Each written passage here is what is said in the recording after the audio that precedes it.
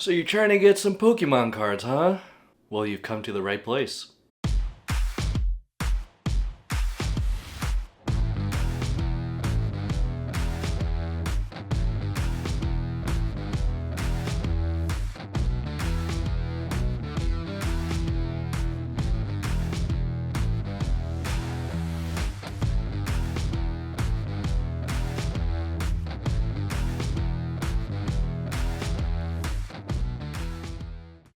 Hey there, my name is Kevin TCG, and in this video right here, we will be describing, or I guess teaching you, the best ways to get Pokemon cards for your Pokemon card lover during the holiday season. So we'll briefly go over the reality of the Pokemon TCG, learning about what your person wants in Pokemon cards, the types of gifts you can offer, and the list of resources. So 4 things we'll be covering. So let's go ahead and talk about the reality of the trading card game.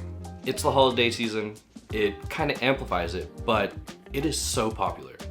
Pokemon is at an all-time high in popularity. Whether it's the trading card game, the video game, the show, the general merchandise, it is everywhere. So I sincerely hope somewhere down the line, if you're watching this video, you're easily able to go to the store right now and pick up packs, like random packs. I won't advocate for this. Do not follow your distributor restocking cards. These guys already get harassed as is by scalpers and the community in general because they follow them around.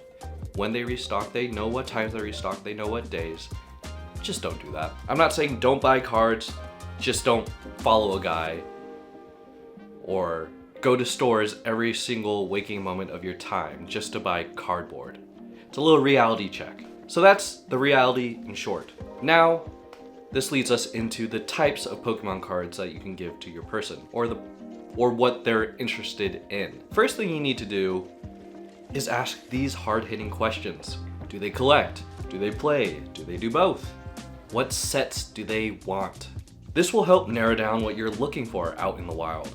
What are their top chase cards? And when you ask them this, ask them what's the name of the Pokemon and what set do they come from and what's the number of that card. And that's it, that's all you need to know. You don't have to go on Reddit and post a photo and say, is this card good enough? All right, cool, we got that figured out.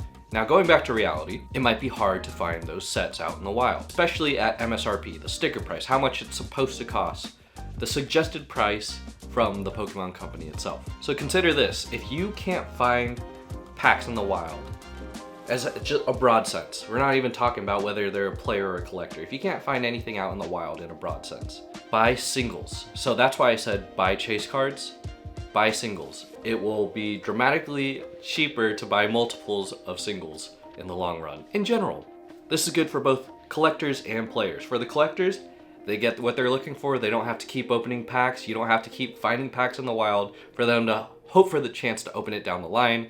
And for players, they want to bling out their deck with the best looking cards they absolutely can get. So that chase card they're looking for will be available as a single. It just might be a little too much at the moment for them to buy individually. So now we'll kind of separate the players and the collectors. So we'll go ahead and talk about the collectors first. So if they're a collector and you are honestly still having a hard time finding cards, binders. They appreciate binders, and getting a really nice quality binder will help them in the long run.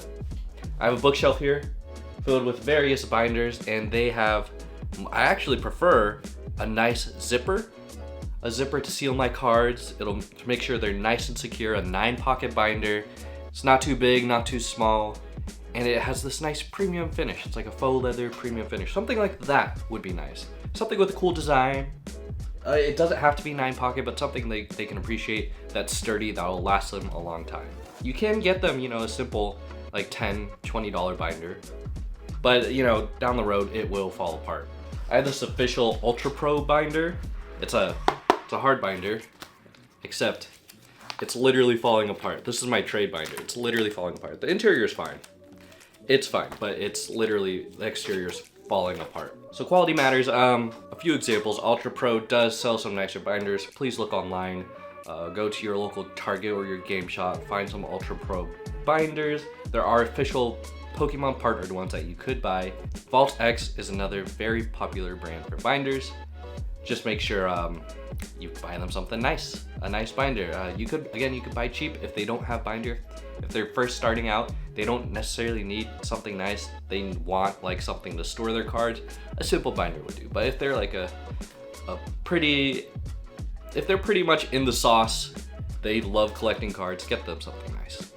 And another thing for collectors, again, if it's hard to find packs, which we'll discuss a little bit later, if it's hard to find packs, buy foreign language cards. So simplified Chinese, Japanese, Spanish, German, Korean, anything other than English, it most likely is readily available to order online. Just make sure you're buying from a reputable source.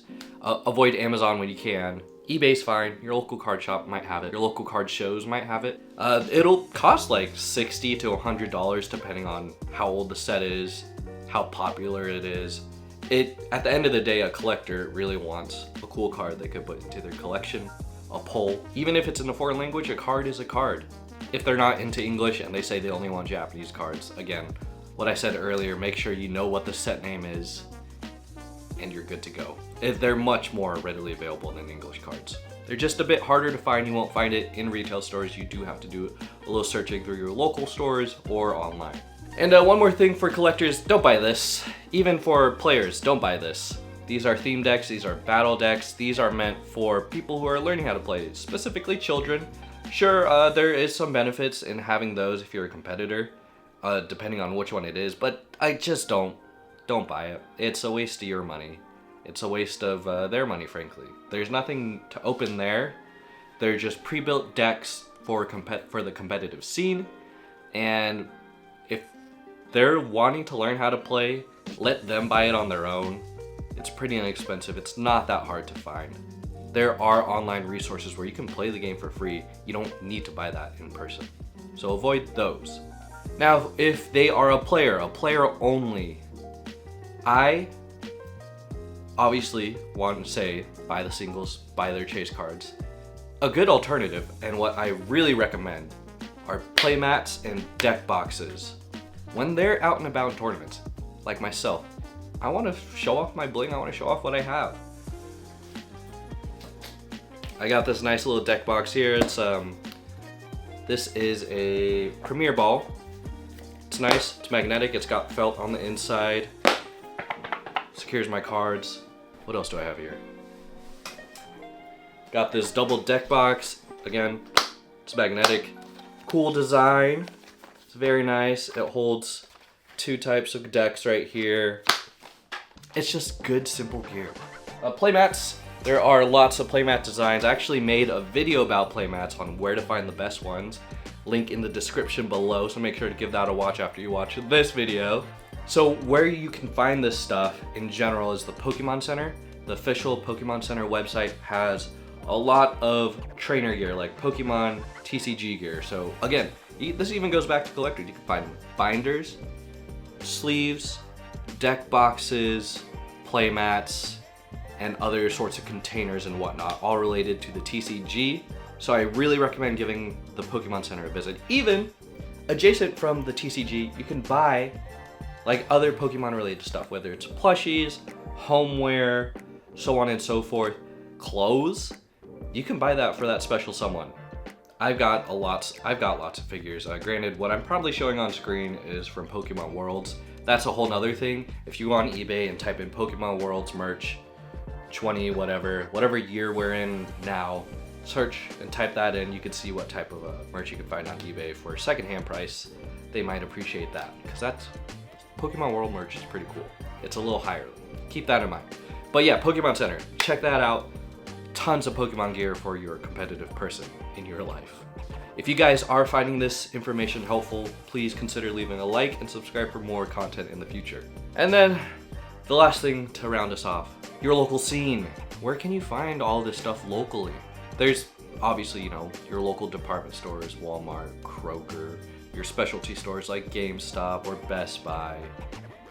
We're not talking about that. We're talking about your local card shop. You could, I mentioned this before, you could go online. If you know there's a new set coming out, they said, I want this new set that's coming out in November. You will have to learn what time those online drops will be, and you will have to fight with people online, and you also have to fight bots and it's an awful time, your chances are possible it's very slim. I've been successful, but it's not a fun time every time I do it. I'm not even doing it all the time. Like, I miss drops regularly. The drops I do make and succeed, I'm super lucky. You can go the eBay route, you can go on Facebook Marketplace, but no, you are paying probably more than what you should be paying. If it's for English sets, if it's for, you know, foreign language sets, whatever's out there is probably a good price, to be honest, as long as you know you're not paying an arm and a leg. So before you commit to overpaying online, consider your local shops and supporting them first. Now, hear me out. Some local shops may charge a little over MSRP, the sticker price, whatever the Pokemon company says it should be at retail. If it's $10, sure, that's fine. $5 to $10 more, that's fine. If it's $20, yeah, it's a little steep, it's a bit much. Sure, maybe if I can, if you're able to. Anything way over that, just don't. It's a little much. So here's the thing. Pokemon cards, again, are popular, all-time high in popularity. It's at its peak, if not going higher. Distributors who sell to these shops are selling the cards at a higher price. Therefore, it's affecting the shops and their margins, and therefore they have to raise the price, and it's gonna hit the consumer, which is us. So paying a tad more is fine. Just buy it from a reputable local card shop. It supports local businesses. Again, nothing wrong with going on Facebook Marketplace, but if you're gonna pay that price, go to a local card shop instead if you are really determined on doing that. Paying 4 times the price is not ideal, so don't do that. If you see that set that they want, but it's listed at 4 times the price, don't do it. Even twice the price, I would bulk. If it's like a little over MSRP, then that's okay. Oh, does that cover it? I think so. That's a broad gist. If you have any questions, please leave a comment below. You might ask someone else's question and I might answer it for you. I'll certainly give you the best response I can. If you are a veteran collector or player and you're watching this, you guys already know what the state of Pokemon is already in.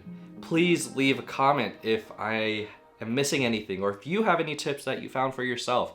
It'll really help out the community. We're here to help prop each other up, rise each other, and try to get the product out there in the right hands. If you've enjoyed this video, make sure to leave a like and subscribe for more content in the future. With that being said, my name is Kevin TCG, and I'll see you guys next time. Peace.